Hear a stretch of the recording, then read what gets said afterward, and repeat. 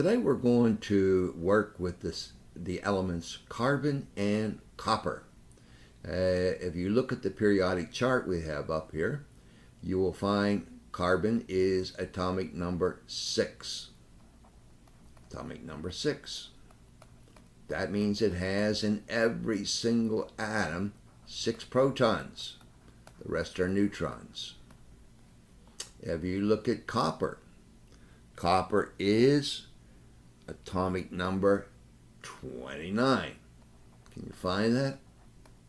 Atomic number 29. Increasing numeric order.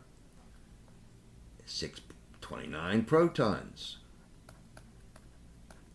Now the other number that's there on a periodic chart is usually a little less understood. That's called the atomic mass. The atomic mass of carbon is 12.01. 12.01 what? 12.01 AMUs. That's a unit of mass, not a very common unit.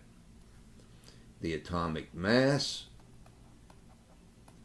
of copper is 63.55, and that's the number, that is the atomic mass again. Okay, now let's go back to a calculation. First of all, let's quickly convert this to grams. Well, how do we do that? I hope you realize you have to have a conversion factor. 1 AMU, called atomic mass unit or constant, is equal to 1.661 times 10 to the minus 24 grams. So you can see why we work with AMUs. Because they're reasonable numbers, 6 and 29, 63 and 12. So we're going to convert. So let's go to a first conversion. If we take the 12.01 AMUs and we want to convert it way over here to grams, remember we use dimension analysis. Put AMUs in the denominator and we put grams in the numerator. 1 AMU, and we'll put this large number 1.66 times 10 to the minus 24. I say large in terms of numbers of digits. It's a pretty small number. And we come up with a weight in grams of 1.995 times 10 to the minus 23 grams. And this is per composite atom. See, this is the 12.01 is the weighted average of the isotopes of carbon. So this is the weight of that composite weighted average. It's not, that atom doesn't exist as a composite. We can do the same thing with copper. Take 63.55 AMUs and convert it to grams. 1 AMU is equal to 1.66 times 10 to the minus 24 grams. And we come up with another strange weight, extremely small, of 1.056 times 10 to the minus 22 grams per atom. Notice even though both of these are small, it clearly shows that the weight of every composite copper atom is 5 times the weight of a carbon atom. Now we're going to do a leap of faith. We're going to do something interesting, and this is where the mole concept comes in. We're going to take this weight of a single atom, grams per atom of carbon, and we're going to multiply it by a number of atoms. And I'm going to pick a number here. Are you ready? The number I'm going to pick is, ready, 6.022 times 10 to the 23rd. Okay, so I'm just pick this out of the blue. Not really.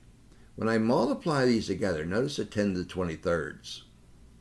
I come up with a number that's 12.01 with a unit grams.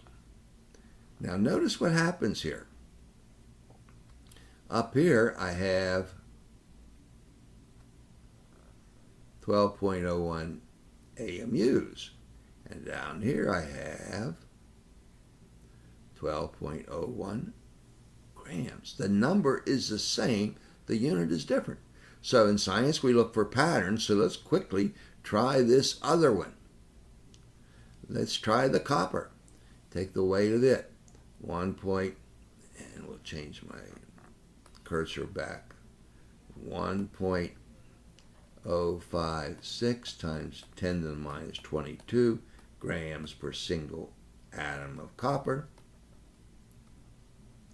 And multiply it by this crazy number, 6.022 times 10 to the 23rd atoms. That's a whole bunch of atoms. See, once again, atoms are canceling out. That's why we're doing it. So we're going to get a weight when we do this. And guess what? When we come out with a weight, and we'll whip this out, of 63.5 something, a little above that in its grams. Well, once again, let's take a look at this. You see what's happening? Here we have 63.5 AMUs, and down here we have 63.5, but it's grams. So we're going to make a statement here. The statement is that the number 6.02 times 10 to the 23rd, 6.02 times 10 to the 23rd is called a mole. That's by definition. Like if I had 12 here, that could be called a dozen. 500 is a ream of paper, 144 a gross, things like that. So this is a mole, this number. Just remember that. Very important, 6.02 times 10 to the 23rd. It's a special number. In fact, this number is so special, it's given a name. It's called Avogadro's number. Avogadro's number. So what we have is when we take a single atom, it weighs 12.01 AMUs. But if we take a mole of atoms, now you have, follow this, this is now atoms per mole. So this is grams per mole. Down here, this is atoms per mole. So this is grams per mole. So look what we did. We discovered that this magic number multiplied by the weight of a single atom, if you multiply it times 6.02 times 10 to the 23rd of those atoms, you'll come up with the same number that you started with. So you see, we've developed a definition of a mole of atoms. A mole of atoms is just taking the weight of a single atom and changing the unit from AMUs to grams. Okay? We will do a lot more work with this in the mole concept, and I would strongly recommend you to go to mole concept number 2. We'll stop right there.